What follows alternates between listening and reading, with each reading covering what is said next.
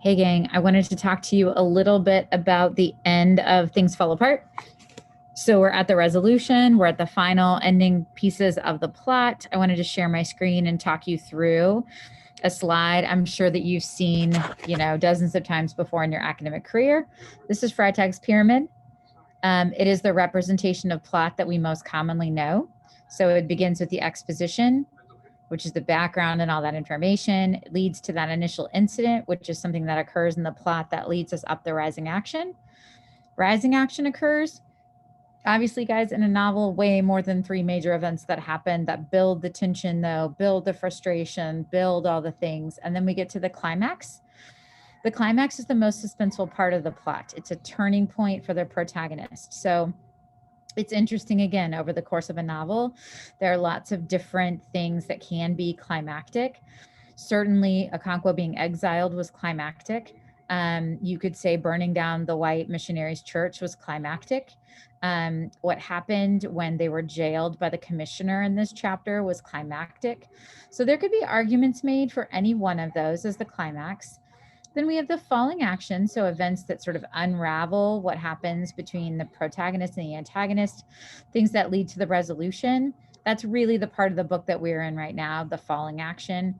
The resolution, right? So the conflict is resolved, sometimes not in a way that we want, which is certainly what happens in our text. And then we end up with the denouement, kind of the tying up of loose ends. That's the commentary at the very, very end of our text this time. All right. So I wanted to talk to you about a couple of these big ideas.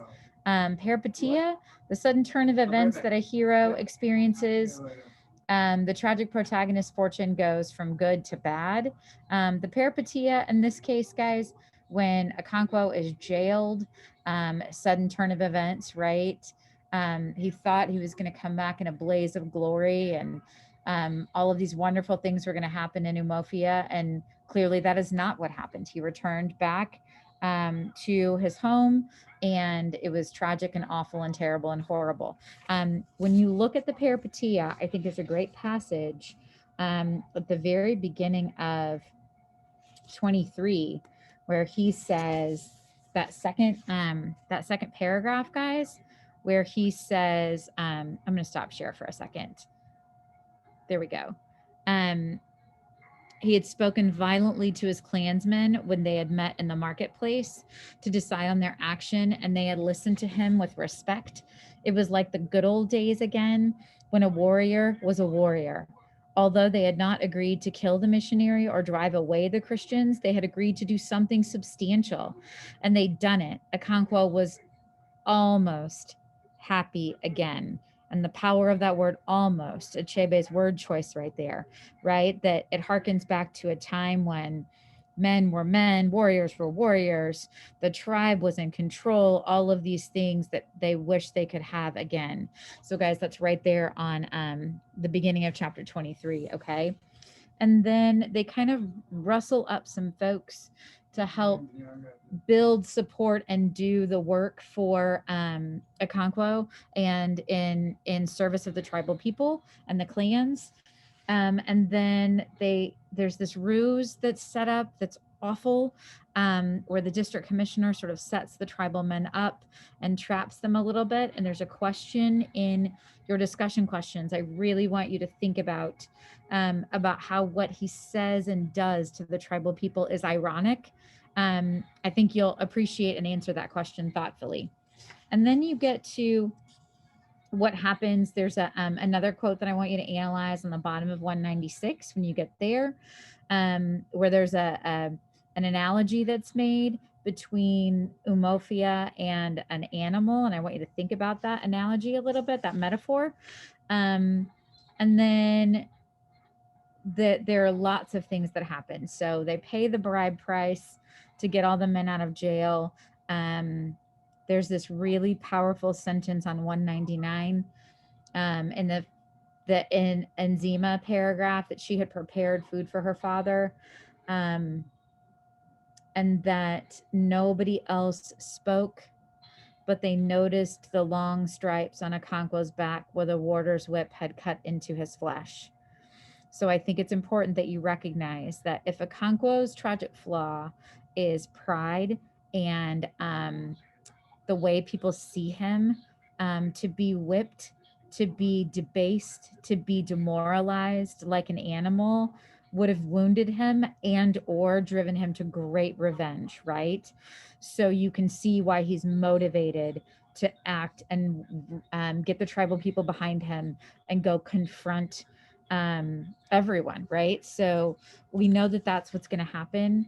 And then there's a really, really important thing that I want you to pay attention to on 205, the bottom of 204 and 205. So this term, this tragic hero term, anagorasis, that's a really hard word for me to say. I'm so sorry. Anagorasis is a moment when a hero makes an important discovery in the story. Listen to the discovery that Okonkwo makes right here. In a flash, he drew his machete. The messenger crouched to avoid the blow. It was useless. Okonkwo's machete descended twice, and the man's head lay beside his uniformed body. The waiting back cloth jumped into tumultuous life, and the meeting was stopped. Okonkwo stood looking at the dead man. He knew that Umuofia would not go to war. He knew because they had let the other messengers escape. They had broken into tumult instead of action. Talk about a contrast and contradiction right there, right? He discerned fright in that tumult. He heard voices asking, why did he do it? And then he wiped his machete on the sand and he went away. So he knows in that moment that they're not going to come to his rescue. They're not going to come to his aid. And that's a really important recognition that Okonkwo has to make, okay? And then we get to chapter 25.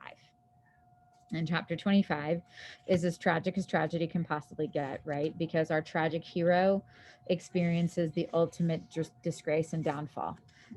So as you read chapter 25, I think it's really important that you understand what, obviously, what has happened to Okonkwo, that he has died by suicide, that he's taken his life, and that the tribal people cannot touch him. He's defiled himself. He has to be buried in the evil forest. They can't touch his body. They can't take him down.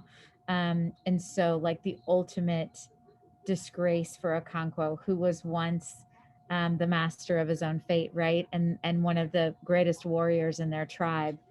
And the commissioner talks to them about what they have to do. And Obierka, I think it's really important that you recognize on 208 that quote, that he yells at the district commissioner. That man was one of the greatest men in Umuofia, and you drove him to kill himself, and now he'll be buried like a dog. And he could say no more. His voice trembled, and he choked his words. And so this wonderfully esteemed man, it's hard to say wonderful man. You guys know I'm really conflicted about this, right? Because he was not a good man. In fact, he was fierce, and he was furious, and he was vicious, and he was volatile. But they saw him, if I take my own glasses off for a second, he was the bravest warrior that they knew. And he is devalued to the point that he has to be buried as an outcast.